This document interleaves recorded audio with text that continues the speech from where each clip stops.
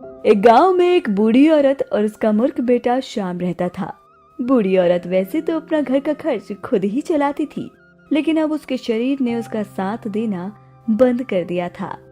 जिसके बाद एक रोज उसके बेटे श्याम को भी काम मिल ही जाता है। वो घर आता है और इस बात के बारे में अपनी माँ को बताता है। माँ, माँ, मुझे आज काम मिल गया है। मालिक ने कल से बुलाया है पीछे। अच्छा बेटा, ये तो बहुत अच्छी बात है, लेकिन तुझे काम के बदले जो कुछ भी मिले उसे संभाल कर अपनी जेब में रख लेना। अगले दिन शाम काम पर जाता है। दिन भर काम करने के बाद शाम को मालिक उसे काम के बदले में दूध देता है, लेकिन मूर्ख शाम बिना अपना दिमाग लगाए अपनी माँ की बात को याद करता है और वो दूध को जेब में रखकर भागता हुआ अपनी माँ के पास आता है। माँ देखो, मुझे क्या मिला है। अरे दिखा दिखा, क्या मिला है। श्याम झट से अपनी जेब में हाथ डालता है, पर जब उसकी जेब में उसे कुछ नहीं मिलता तो वो परेशान हो जाता है। अरे क्या मिला है, दिखा भी दो अब। अरे माँ, पता नहीं कहाँ रख दिया। रखा तो जेब में ही था। माँ, मालिक ने काम के बदले आज मुझे दूध दिया था, और जैसे आपने कहा था कि काम के बदले जो कुछ भी मिले उसे जेब में रख के ले आना, मैंने भी दूध को जेब में ही रखा था, लेकिन अब पता नहीं कहीं मिल ही नहीं रहा। बेटा, दूध जेब में नहीं कैन में रखा जाता है, तो कल से तुम कैन लेकर जाना काम पर। दूसरे दिन शाम कैन लेकर जाता है और दिन भर काम करता है। जब शाम होती है तो उसका मालिक उसे काम के बदले में एक बिल्ली देता है।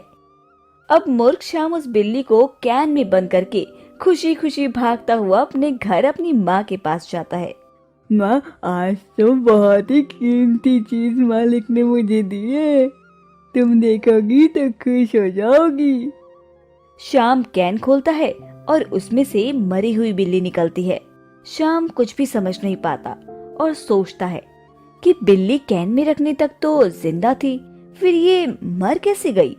उसकी माँ को बिल्ली के मरने का बहुत दुख होता है और वो शाम को फिर से समझाती है।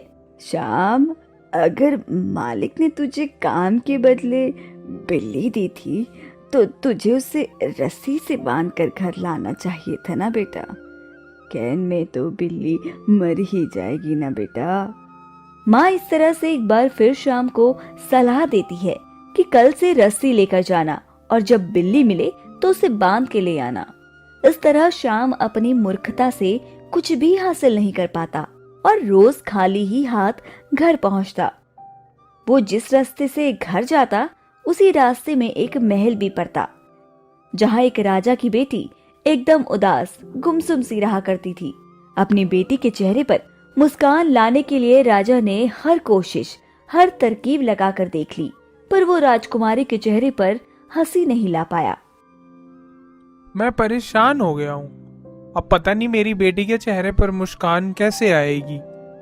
एक काम करता हूँ, एक शर्त रख देता हूँ कि जो कोई भी राजकुमारी को हंसा देगा उसके साथ राजकुमारी का विवाह कर दिया जाएगा। राजा ने गांव गांव में ये सूचना पहुंचा दी कि जो कोई भी राजकुमारी को हंसा देगा, राजा उसका विवाह अपनी बेटी से करा देगा। ये बात सुनकर दूर दूर से लोग राजकुमारी को हंसाने आते हैं, लेकिन कोई भी राजकुमारी को हंसा नहीं पाता और हार मानकर वापस चला जाता। वहीं दूसरी तरफ एक दिन शाम अपने काम पर जा रहा था, जहां उसे दिन भर मेहनत करने के बाद उसका मालिक खुश होकर उसे काम के बदले में एक गधा दे देता है। लेकिन मूर्ख शाम उस गधे को भी अपने कंधे पर उठाकर घर की ओर चल पड़ता है और फिर उस महल के पास पहुंच जाता है, जहां अपने कमरे की खिड़की पर बैठी राजकुमारी मूर्ख शाम के कंधे पर गधे को बैठा देखकर खूब हंसती है।